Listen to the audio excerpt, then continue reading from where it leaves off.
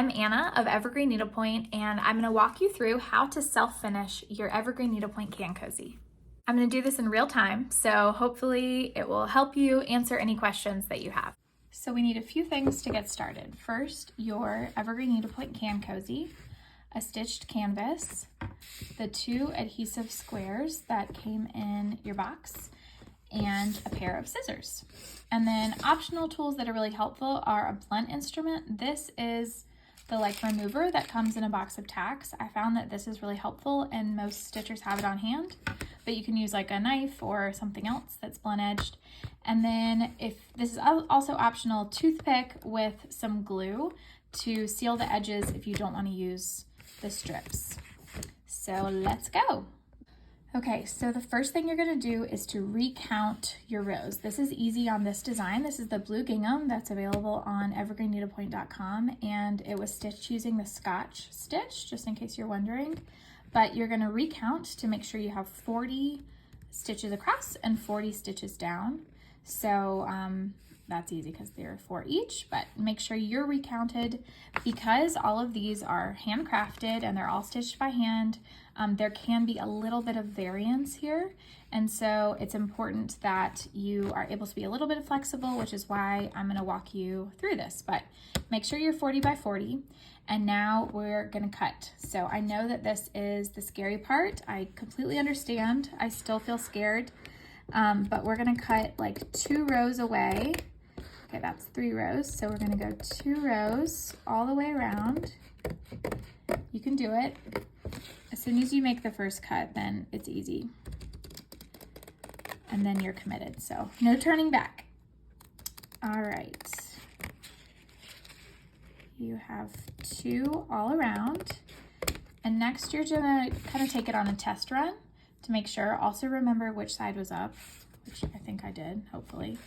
So usually these are best if it's just 1 row around, but I want to make sure you're not cutting too much. So you can also get used to figuring out how it fits in. So if you want to just start lifting the edges, and you can put your canvas in as kind of a dry fit to have a little bit of practice before you use the adhesive. You can see how that process works. So I am just checking it out. I already kind of know that, I'm sorry, I'm gonna try to move my hand so you can see better, that this is gonna be a little bit too big, but that way you can see, I know it feels like you're like absolutely manhandling it, but it should be okay. This one's just too big, so I know I need to cut an extra row around, but there might be some that 2 rows work. So what I'm gonna do is just cut until you're just 1. I know this is cutting it close to the edge, but in order to have the most amount of stitches visible, it's once it's in there, it holds up pretty well. So it's just in this stage where it's a little bit fragile. Okay, so this was the top, I think, with the white. All right, now on to dry fit number 2. So you're gonna center it the best you can, and then starting, I kind of hold it down in the middle, and then starting from wherever you wanna do, the top or the sides, just make sure it's centered. Once you get it under the first corner, you should be okay. And I'll go around. It's just kind of whatever you're most comfortable with. Get the corners stuck in there. And then you can also see what it looks like without the adhesive and make sure that everything is looking good. All right, this is where I'm just using my fingers and it's fine, but in these corners, this is where you can use that instrument. So just work it all the way around. And then the last corner is the trickiest and where I don't want to hurt any of my stitching. So the good part is that it is covered up no matter what. But you can see what it's going to look like when it's in here. Okay, so this looks pretty perfect to me right now, but when you put a can in it, it's going to stretch a little bit, which is why you're going to need to adhere the edges. And you can do a little test run, use your can if you want to see what that looks like, but I'm just going to take it out and do the adhesive and walk you through that. Okay, I'm just carefully removing the needlepoint again.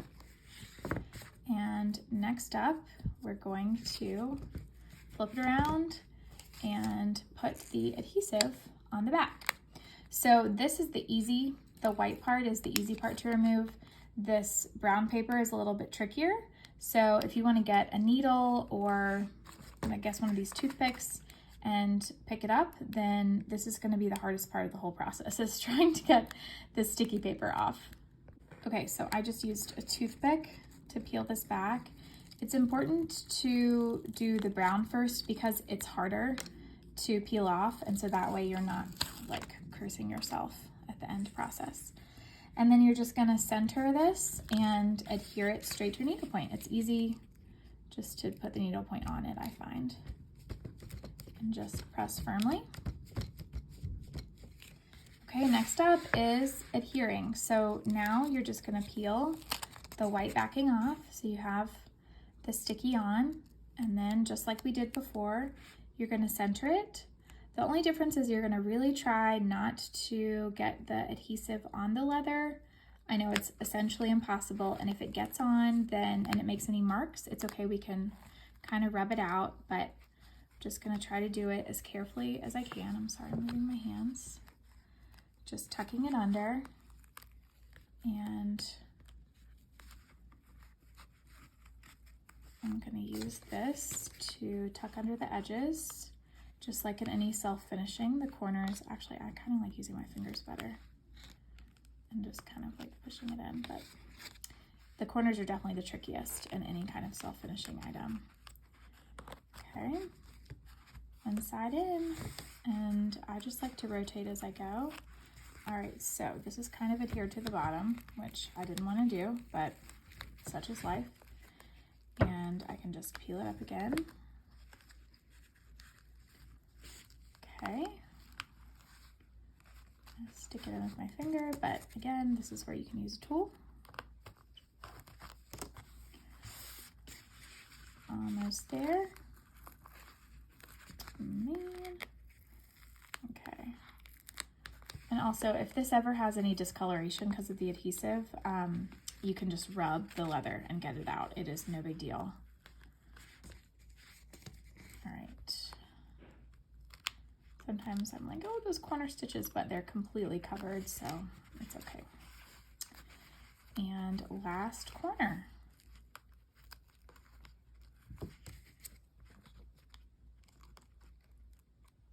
Come on.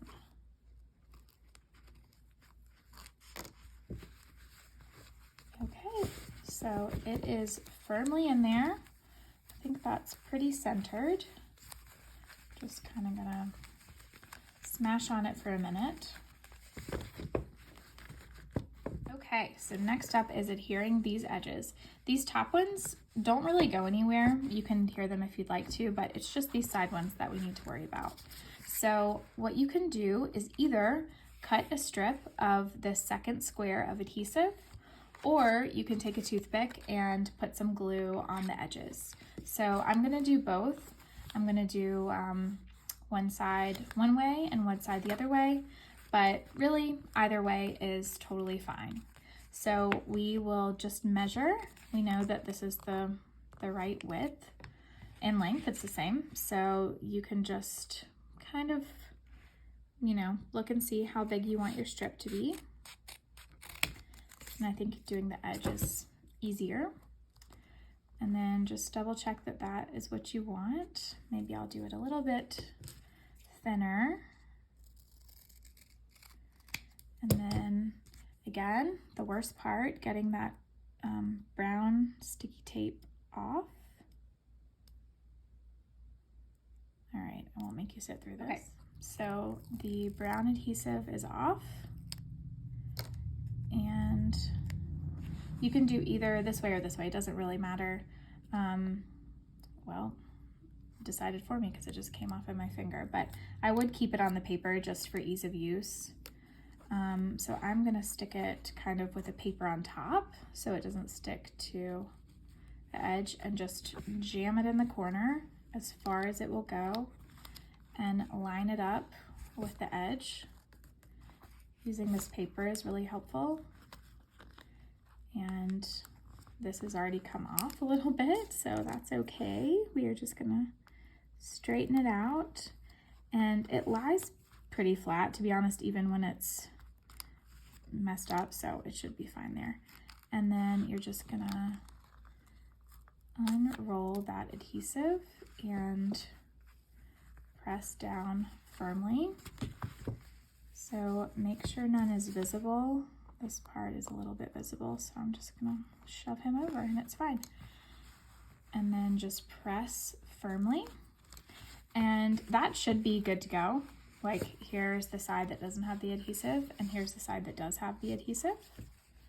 So you should be fine with that, but if you wanted to just rest a heavy book on top of it for like about an hour just to make sure everything's adhered, then you should be fine. So I'll show you how to use glue. And here's how you can use glue. I'm using E6000, which is a flexible glue. So that is, I think, preferred. I'm just gonna use a tiny bit. I would not recommend having it over your gorgeous needlepoint, but just put a little bit on a toothpick, and then you can just run it right along the edge. There's not really a right amount as long as it's not, you know, overflowing or a ton.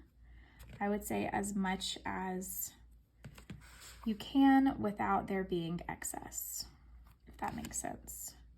As long as it's a thin line, it shouldn't show through the leather at all. So I would not worry about that. And this specific glue, that's a little bit much, that bead. This specific glue is not tacky right away, so this is something that you definitely need to put a book on. Okay, I feel like that is plenty. And then we're just gonna push it down. So then now it's time for your heavy book, but you can see that it's not tacky right away, but in an hour, then they should look identical. And this adhesive is sticking right away. And then I'll come back in about an hour after the book has been on it for a while and show you what it looks like in a can. Okay, it's been a little more than an hour because I lost track of time, but here's the glue side and here's the adhesive side. And I'm gonna stick a can in it and show you what it looks like. So now you are ready to use your cozy whenever you'd like.